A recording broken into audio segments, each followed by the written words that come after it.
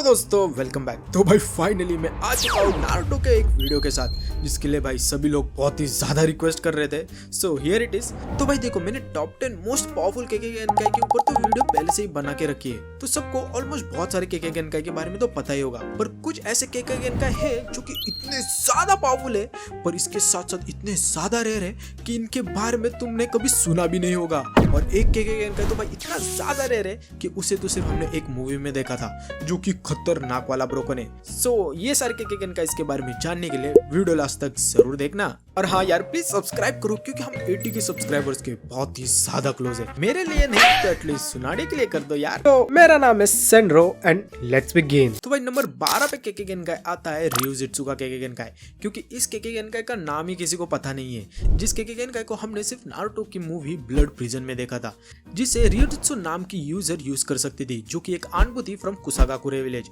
जो कि अपने क्लैन की केके गेनकाई के लिए बहुत ही ज्यादा फेमस थी। क्योंकि इस केके गेनकाई से वो एक technique by the name dragon life reincarnation use कर सकती थी, जिससे वो कुछ हैंड साइंस परफॉर्म करके अपने हैंड से ग्लोइंग व्हाइट लाइट का यूज करके किसी भी मरे हुए पर्सन को फिर से जिंदा कर सकती थी। पर इसका भाई एक बहुत ही बड़ा डाउन साइड था कि इस प्रोसेस में यूजर खुद ही मारा जाएगा, क्योंकि यूजर अपनी लाइफ फोर्स को दूसरे पर्सन में ट्रांसफर करता है ताकि वो पर्सन फिर से रिवाइव हो जाए।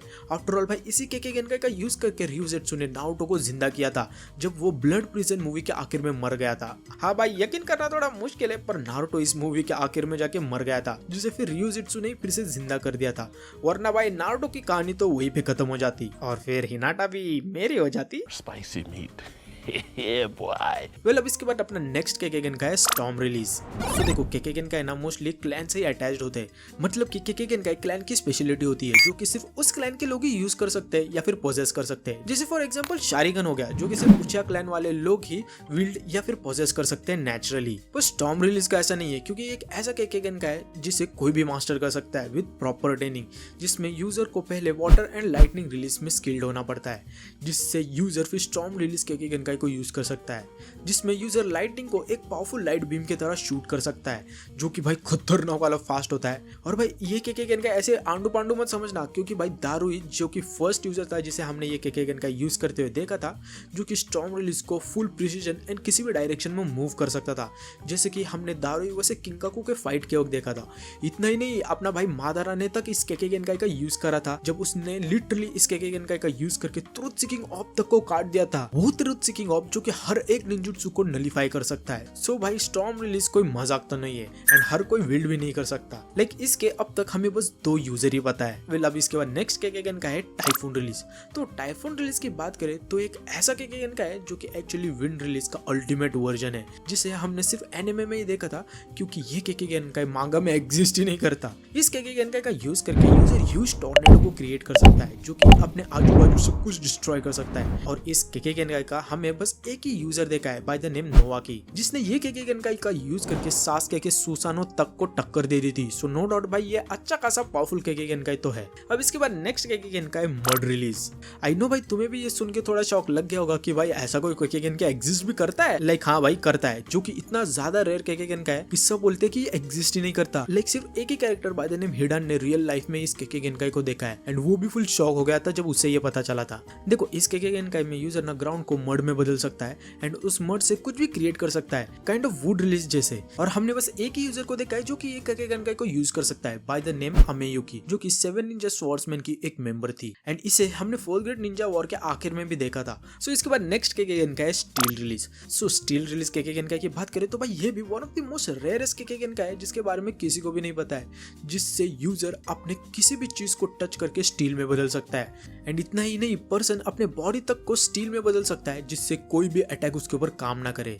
एंड इस केके गेनकाई के अभी तक हमें बस 2 यूजर ही पता है by the name Hiroko and मेटरो कोनिजी, जो कि सिर्फ एक movie will of fire and novel में एग्जिस्ट करते हैं। सो इसके बाद अब नेक्स्ट केके गेनकाई की बात करते हैं, जो कि अपने जुगो क्लैंस का केके गेनकाई, एंड इस केके गेनकाई का भी कुछ नाम नहीं है। सो जुगो क्लैन केके गेनकाई की बात करें तो यूजर इस केके गेनकाई की मदद से नेचुरल एनर्जी को एब्सॉर्ब कर सकता है बिना किसी सेंजुत्सु ट्रेनिंग के, जैसे नारुतो ने की थी जब उसे सेज मोड को सीखना था। पर जुगो क्लैन के लोग अपने इस केके गेनकाई की मदद से बिना किसी ट्रेनिंग के ही नेचुरल एनर्जी को एब्जॉर्ब कर सकते हैं एंड सेज मोड के पावर को यूज कर सकते हैं, जिससे यूजर के पास खतरनाक वाली स्ट्रेंथ आ जाती है एंड उनकी बॉडी तक पूरी तरह ट्रांसफॉर्म भी हो जाती है एंड उनके ऊपर एक काइंड ऑफ आर्मर आ जाता है जो कि पर्सन टू पर्सन डिपेंड करता है, जो कि हमने जूगो को यूज करते हुए देखा ही था कि कैसे उसने इस केके गेनकाई का यूज करके पूरी बॉडी को ट्रांसफॉर्म कर दिया था। एंड इवन कोनामारू के साथ के फाइट के वक्त देखा था कि जूगो लिटरली कोनामारू जैसे बंदे को टक्कर दे पा रहा था अपने केके गेनकाई के कारण। और ऊपर से भाई जैसे बाकी सारे सेज मोड यूजर को डर रहता है कि अगर उन्होंने ज्यादा नेचुरल एनर्जी को एब्जॉर्ब कर लिया तो वो स्टोन में बदल जाएंगे, पर जूगो क्लैन वालों को इसकी जरा भी टेंशन नहीं होती है। पर ये केके गेनकाई की एक बहुत ही बड़ी ड्रॉबैक है कि जब भी कोई पर्सन इतना ज्यादा नेचुरल एनर्जी को एब्जॉर्ब करता है तो वो इतनी पावर को हैंडल ही नहीं कर पाता, जिसके कारण उनका माइंड करप्ट हो जाता है एंड वो संकी बन जाते हैं एंड किसी को भी मारने लगते हैं। आफ्टर ऑल भाई जूगो ने अपने इसी केके गेनकाई के कारण अपने पूरे क्लैन को ही वाइप आउट कर दिया था जब उसका माइंड करप्ट हो गया था, जिसके कारण ही तो वो अकेले रहने लगा था अनटिल उसे नाग शक्ति ओरोचिमारू ढूंढ लेता है एंड अपने क्लैन में ले लेता है। सो अब नेक्स्ट केके गेनकाई पे आते हैं जो कि है आइस रिलीज। तो भाई आइस रिलीज केके गेनकाई तो ऑलमोस्ट सभी को पता होगा, जिसे हमने सबसे पहले लैंड ऑफ वेव आर्क में देखा था बाय द यूजर मेरी प्यारी हाकू, जिसे जाबुजा ने अपने अंडर ले लिया था क्योंकि उसकी पूरी फैमिली एंड क्लैन को मार दिया था उनके आइस रिलीज केके गेनकाई के कारण। वेल देखो हाकू अपने आइस रिलीज केके गेनकाई से आइस मिरर वाली टेक्निक को यूज कर सकती थी एंड उस मिरर में इधर उधर ट्रैवल भी कर सकती थी, जिससे उसे पकड़ना बहुत ही ज्यादा इम्पॉसिबल हो जाता था। एंड ये आइस भाई इतना ज्यादा पावरफुल होता है कि इसे हीट से भी मेल्ट नहीं किया जा सकता, क्योंकि भाई खतरनाक चीज तो है। नहीं हमें काकाशी हिडन के मांगा से ये भी पता चलता है कि दो ice user by the name कायो एंड रायो, जिसमें कायो अपने आइस रिलीज का यूज करके अपने स्मॉल आइस पार्टिकल को अपोनेंट पे अटैच कर सकता था, जिससे अपोनेंट कुछ ही टाइम में फ्रीज होके मर जाएगा। एंड रायो अपने आइस केके गेनकाई से खुद की बॉडी को ही आइस में बदल सकता था, जिससे उसकी डिफेंस खतरनाक वाली हो जाती थी। इसके साथ साथ उसके टाइजुत्सु अटैक भी और ज्यादा पावरफुल हो जाते थे।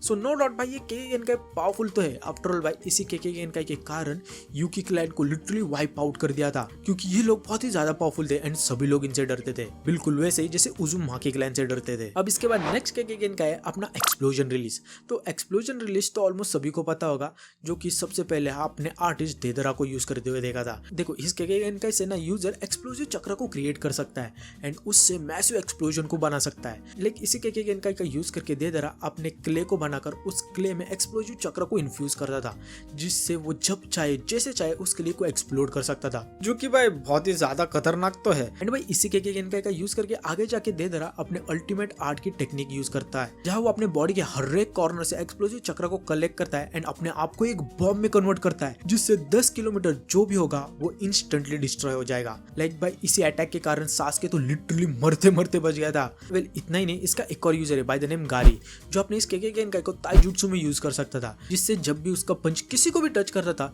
तो मैसिव एक्सप्लोजन क्रिएट हो जाता था, जिससे उसके साथ क्लोज कॉम्बैट में फाइट करना लिटरली इम्पॉसिबल हो जाता है। इसके बाद आप नेक्स्ट केके गेनकाई की बात करते हैं, जो कि भाई बहुत ही ज्यादा डेंजर है by the name Scotch release. तो भाई स्कॉच रिलीज तो भाई इतना ज्यादा खतरनाक और एक्सट्रीमली रेयर केके गेनकाई है कि मैं क्या ही बोलूं, जिसमें यूजर भाई लिटरली किसी भी पर्सन के बॉडी के अंदर के पानी को वेपराइज कर सकता है एंड इंस्टेंटली भाई किसी का भी गेम बजा सकता है। भाई यार ये केके गेनकाई बहुत ही ज्यादा डेंजरस है। और भाई इस केके गेनकाई का बस एक ही यूजर हमें पता है बाय द नेम भाकुरा, जो कि अपने इस केके गेनकाई से फायर बॉल बनाती है, जो कि काइंड ऑफ मिनी सन जैसे होते हैं, जो उसके बॉडी के अराउंड रिवॉल्व करते रहते हैं एज अ डिफेंस, एंड वो उन बॉल्स को कंबाइन करके एक मैसिव एक्सप्लोजन तक को क्रिएट कर सकती है, जिससे उनके अराउंड के 1-2 किलोमीटर की पूरी जगह पूरी तरह वेपोराइज हो जाती है, जिसे हमने एक एपिसोड में देखा ही था, जिसके कारण भाई ये एबिलिटी बहुत ही ज्यादा वाड़ी हुई है। लाइक भाई ये इतनी ज्यादा डेंजरस केके गेनकाई है कि लोग लिटरली जिन भी यूजर के पास ये केके गेनकाई होती है उन्हें ब्लेम करते हैं कि इन्होंने ही पूरे डेजर्ट को बनाया होगा। एंड इवन पाकुरा के साथ कोई भी रहना भी पसंद नहीं करता, क्योंकि गलती से भी अगर उसका केके गेनकाई यूज हो गया तो भाई कोई भी इंस्टेंटली मारा जाएगा। सो नो डाउट भाई ये केके गेनकाई ओपी तो है। वेल अब इसके बाद नेक्स्ट केके गेनकाई आता है इबुरी क्लैन का केके गेनकाई, या फिर स्मोक रिलीज भी बोल सकते हो, और ये भी भाई खतरनाक वाला वाड़ी है, जिसमें इबुरी क्लैन के लोग लिटरली अपनी बॉडी को पार्शियली या फिर फुल्ली स्मोक में बदल सकते हैं, जिससे उन्हें कोई भी अटैक से मारा ही नहीं जा सकता। एंड इसके कारण वो वो इजीली किसी भी सिचुएशन से एस्केप कर सकते हैं। और भाई इस केके गेनकाई के बस हमें 3 नोन यूजर ही पता है, बाय द नेम टेंजो, यूमिकी एंड गोटा। इतना ही नहीं, ये केके गेनकाई के यूजर लिटरली किसी भी पर्सन के बॉडी में घुसकर उन्हें पोजेस कर सकते हैं एंड उनके पूरे बॉडी के ऊपर कंट्रोल ले सकते हैं। एंड इवन जो भी वो कर रहे हैं उसे सेंस भी कर सकते हैं। लाइक अगर वो कुछ खाना खा रहे हैं तो वो भी सेंस कर सकते हैं, या फिर वो किसी को कुछ खिला रहे हैं तो वो भी सेंस कर सकते हैं। इसके साथ साथ वो लोग चाहे तो उस पर्सन को अंदर से डिस्ट्रॉय भी कर सकते हैं। सो भाई नो डाउट ये वाडियो केके गेनकाई तो है, और इसलिए तो भाई ये नंबर 3 पे है। सो अब बात करते हैं अपने नंबर 2 केके गेनकाई की, जो कि one of my favourite kekkei genkai भी है, by the name crystal release, जिसका बस एक ही यूजर एग्जिस्ट करता है, बाय द नेम गुरिन, जिसे हमने एनिमे में देखा था, जो कि नाग शक्ति ओरोचिमारू के अंडर काम करती थी। एंड गुरिन इस केके गेनकाई का यूज करके किसी भी चीज को क्रिस्टलाइज कर सकती थी, चाहे वो ऑब्जेक्ट हो, पर्सन हो, या फिर इवन हवा में जो मॉइस्चर होता है ना वो हो। एंड ये क्रिस्टल इतने ज्यादा ड्यूरेबल होते हैं कि इवन वुड रिलीज तक उन्हें डिस्ट्रॉय नहीं कर सकते। आफ्टर ऑल भाई ये केके गेनकाई इतना ज्यादा रेयर है कि किसी को पता भी नहीं है कि ये एग्जिस्ट भी करता है। एंड इवन ओरोचिमारू को ये केके गेनकाई खुद के लिए चाहिए था। नहीं भाई, यूजर अपने इस केके गेनकाई को बहुत ही क्रिएटिवली यूज कर सकता है, जिससे वो वेरियस वेपन बनाती थी, वॉल्स क्रिएट कर सकती थी, या फिर इवन ड्रैगन तक को क्रिएट कर सकती थी।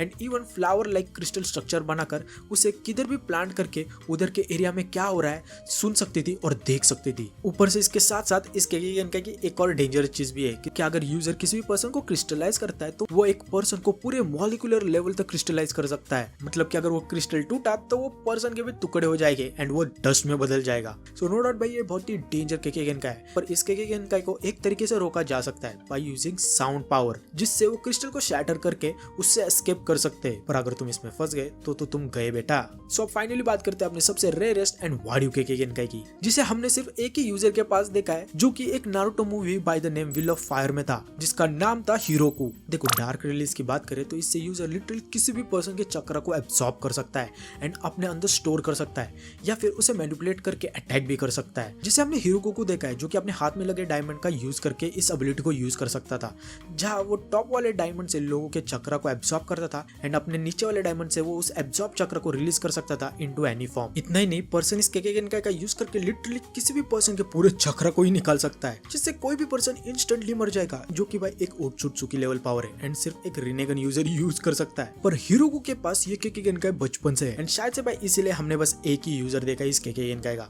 और वो भी सिर्फ एक ही मूवी में अपीयर हुआ है। सो भाई यही थे 12 सबसे रेयरेस्ट केके गेनकाई, जिसके बारे में तुम सभी ने कभी भी नहीं सुना होगा। सो आई होप सो भाई तुम्हें ये वीडियो पसंद आई हो, और अगर आई हो तो ऑफ कोर्स भाई लाइक एंड सब्सक्राइब करो। और हाँ, तुम्हारा फेवरेट केके गेनकाई कौन सा है ये मुझे कमेंट सेक्शन में जरूर बताना। सो मिलते हैं नेक्स्ट वीडियो में, तब तक के लिए be the best, bye bye.